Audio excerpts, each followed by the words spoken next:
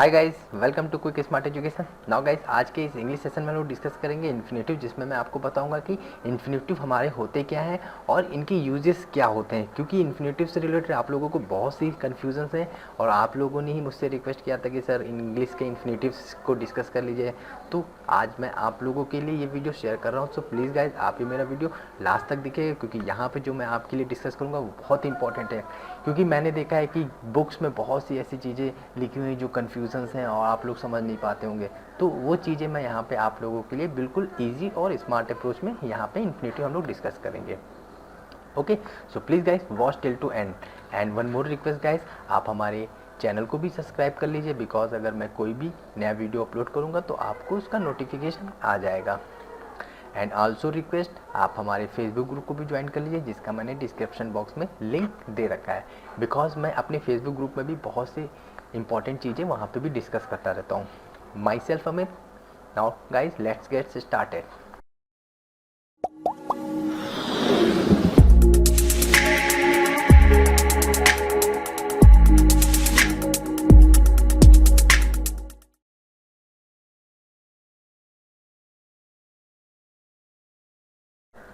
देखिए, इन्फिनेटिव से रिलेटेड जो चीज़ें मैं आपको यहाँ पे आज डिस्कस करूँगा वो चीज़ें मैंने बुक से बहुत ही एनालिसिस किया है, तब जाके मैं अपने कंक्लूज़न पे आया हूँ कि इन्फिनेटिव एक्चुअल मीनिंग क्या लेता है।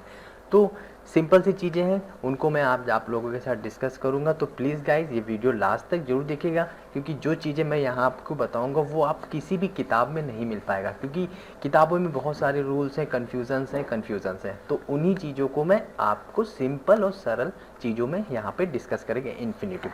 तो देखिए, जैसा कि गाइस आप लोगों को पता है कि इन्फिनेटिव को अगर हम लोग कहें तो इन्फिनेटिव हमारा होता है इनफाइनाइट। मतलब कि क्या हुआ, इनफाइनाइट का हिंदी मीनिंग क्या हुआ, अनंत, ना आरंभ ना अंत। मतलब कि इन्फिनेटिव का ना प्रेजेंट है, ना फ्यूचर है, ना पास्ट है। और आपको जैसा कि पता है कि इन्फिनेटिव टू प्लस वर्ब की फर्स्ट फॉर्म यूज़ करता है।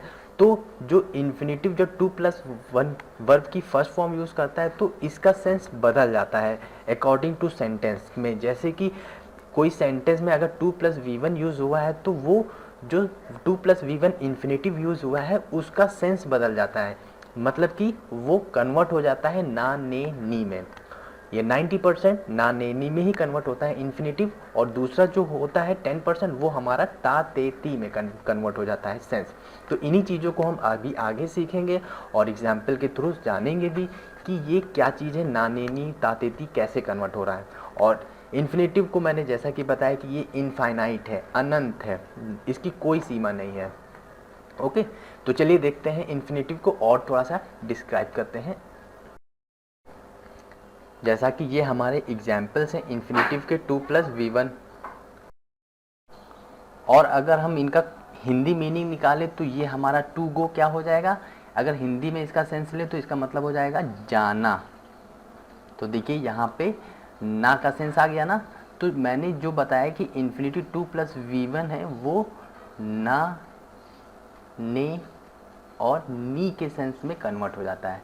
अब दूसरा देखिए, टू कम मतलब क्या हुआ, आना। टू स्टडी पढ़ना। टू टॉक बोलना। टू वॉक चलना। तो देखिए गाइस, यहाँ पे हमारा सेंस क्या आया, ना का आया।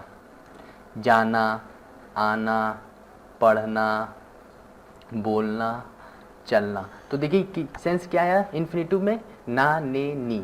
तो अभी अकॉर्डिंग टू सेंटेंस ये हमारा ना का सेंस दे रहा है, और भी जब एग्जाम्पल्स में हम लोग देखेंगे तो ने और नी के भी सेंस में ये इन्फिनेटिव का सेंस बदल जाता है।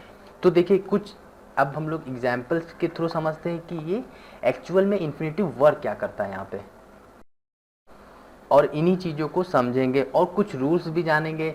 जैसा कि मैंने जिरेंड में आप लोगों को रूल बताया था, सेम रूल इन्फिनेटिव भी फॉलो करता है। वही चीज़ें मैं लिखूंगा यहाँ पे, no change in singular plural, और no change in past present future, no change in first person second person and third person. तो ये चीज़ें इन्फिनेटिव भी फॉलो करता है। तो ये भी हम अभी आगे सीखेंगे। तो अभी चलते हैं एग्जाम्पल के थ्रू समझते हैं इन्फिनेटिव को। सो गाइस देखिए, इन्फिनेटिव जो हमारा होता है 2+V1, इन्फिनेटिव एक प्रकार का हमारा नाउन होता है जिसमें वर्ब की भी गुण होते हैं। मतलब कि क्या है, इन्फिनेटिव हमारा नाउन और वर्ब दोनों वर्क करता है। तो ये चीज़ें भी हम लोग इस एग्जाम्पल में सीखेंगे और अदर एग्जाम्पल में भी सीखेंगे कि इन्फिनेटिव हमारा वर्ब और सब्जेक्ट कैसे बन जाता है, नाउन भी होता है और वर्ब भी होता है। जैसा कि देखिए, ये हमारा एक एग्जाम्पल है और एग्जाम्पल में हमारा है he wants to talk to me. तो यहाँ पे देखिए टू टॉक हमारा क्या आ गया, ये हमारा इन्फिनेटिव आ गया। और इसकी अगर हिंदी करेंगे सेंटेंस की, तो यहाँ पे सेंटेंस ये क्या है, वह बातें करना चाहता है। तो देखिए अब ये टू टॉक का हिंदी करेंगे तो क्या हुआ, यहाँ पे सेंस बातें करना।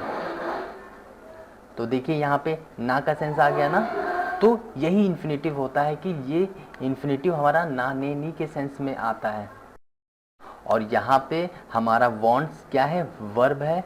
और वर्ब से पहले हमें चीज़ें पता होती, सब्जेक्ट होता, तो ही हमारा सब्जेक्ट हो गया।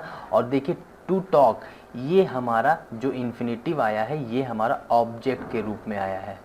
अगर हमें एक पल के लिए अगर इसको कंसर्न ना करें टू मी को, ठीक है, और देखिए अगर हम टू मी को भी कंसर्न कर लेंगे तो देखिए फिर ये जो इन्फिनेटिव है ये हमारा वर्ब हो गया।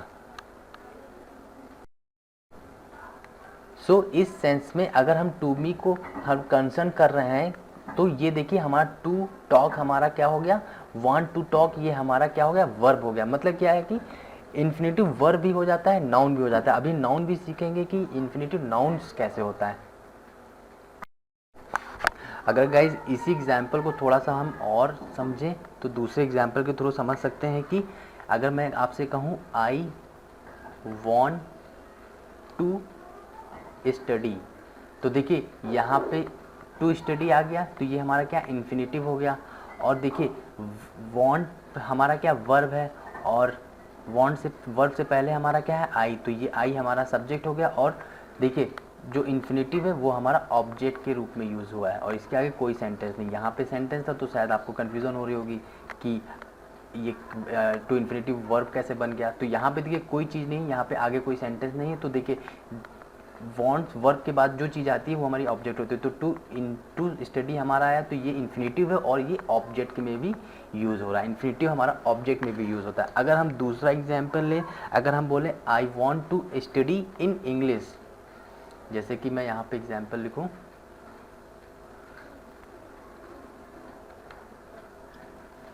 आई want to study in English. तो गाइस देखिए अब यहाँ पे जो टू स्टडी है ये हमारा क्या है, इन्फिनेटिव है और ये वर्ब है हमारा वॉन्ट। तो देखिए जो टू स्टडी आया है वॉन्ट वर्ब का ऑब्जेक्ट है, ये हमारा ऑब्जेक्ट है। लेकिन अगर इंग्लिश को भी हम लोग ऑब्जेक्ट के रूप में कंसर्न कर लें, तो इसको भी अगर हम लोग ऑब्जेक्ट के रूप में कंसर्न कर लिया जाए तो टू स्टडी जो हो जाएगा, ये हमारा टू स्टडी ये हमारा वर्ब का कार्य करने लगेगा। ये चीज़ें डिफरेंसेस हैं, थोड़ा सा आपको समझनी पड़ेंगी। ओके, तो यही चीज़ें मैं आपके साथ डिस्कस करना चाह रहा था। और भी चलते हैं, अब इन्फिनेटिव को हम लोग नाउन्स के रूप में सब्जेक्ट के फॉर्म में देखते हैं। अब जैसा कि देखिए हमारा एग्जाम्पल दे रखा है, to sleep in the class is a very bad thing.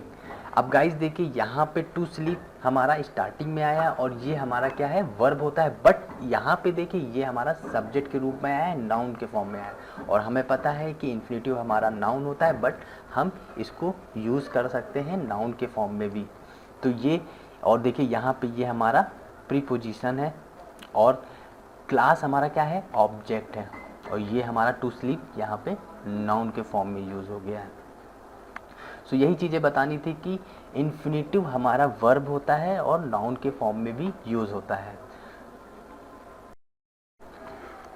और जैसा कि मैंने आपको बताया था कि इन्फिनेटिव के साथ कोई भी चेंज नहीं होता है, ना सिंगुलर, ना प्लूरल, ना प्रेजेंट, पास्ट, फ्यूचर, कोई सा भी टेंस हो, इन्फिनेटिव में कोई चेंज नहीं करना होता। इन्फिनेटिव एज इट इज़ ही रहेगा, जैसे कि 2+V1 की फॉर्म ही लेगा वो हमेशा। और ना ही इसमें हम लोग first person, second person, third person में कोई चेंज नहीं कर सकते हैं, क्योंकि इन्फिनेटिव क्या है, अनंत है, ना स्टार्ट है, ना एंड है, ना प्रेजेंट है, ना फ्यूचर है, ना पास्ट है। तो ये चीज़ें थी जो मुझे आप लोगों के साथ शेयर करनी थी कि इन्फिनेटिव एक्चुअल में होता क्या है, कि इन्फिनेटिव हमारे ना नेनी में कन्वर्ट होता है। अब इसी सेंटेंस में देख लीजिए, क्योंकि टू स्लीप का अगर हम लोग हिंदी मीनिंग निकालें तो यहाँ पे क्या हो जाएगा, सोना। सोना में देखिए क्या आ गया, ना नेनी का सेंस आ गया ना, तो क्लास में सोना बहुत ही बैड थिंग है। तो ये चीज़ें हैं इन्फिनेटिव से रिलेटेड, जो चीज़ें एग्ज़ाम में आप लोगों को कंफ्यूज करता है कि इन्फिनेटिव एक्चुअल में क्या वर्क कर गया, कैसे यहाँ पे यूज़ हो रहा है। तो इन्फिनेटिव में सिंपल बेसिक चीज़ें ये जान लीजिए कि इन्फिनेटिव में कोई सा भी वर्ब हो, प्रेजेंट, पास्ट, फ्यूचर, कोई भी first person, second person, third person, कुछ भी हो, male, female, direct, indirect, active, passive, infinitive में कुछ भी चेंज नहीं होगा, वो हमेशा 2+V1 के फॉर्म में ही आएगा सेंटेंस में। ओके, तो ये चीज़ों से आप कंफ्यूज मत होइएगा कि क्या चीज़ें हम यहाँ पे अब यूज़ करें। तो बहुत सी चीज़ें कन्फ्यूजन होती है। अब जब हम लोग अपनी एरर में देखेंगे, वीडियोस को जब करेंगे, तो वहाँ पे मैं आपको बहुत ही इजी और स्मार्ट अप्रोच में बता दूंगा। यहाँ पे बस मैंने आप लोगों को बेसिक चीज़ें कवर कर दी कि इन्फिनेटिव हमारे होते क्या हैं। इससे पहले मैंने अपने लास्ट वीडियोस में मैंने जीरेंट बताया है, तो आप वो जीरेंट्स भी देख लीजिए, क्योंकि इन्फिनेटिव और जीरेंट एक दूसरे के ही पूरक हैं, same to same rule follow करते हैं। Okay guys, so I hope ये चीज़ें आपको समझ में आ गई होंगी, इन्फिनेटिव एक्चुअल में वर्क कैसे करता है।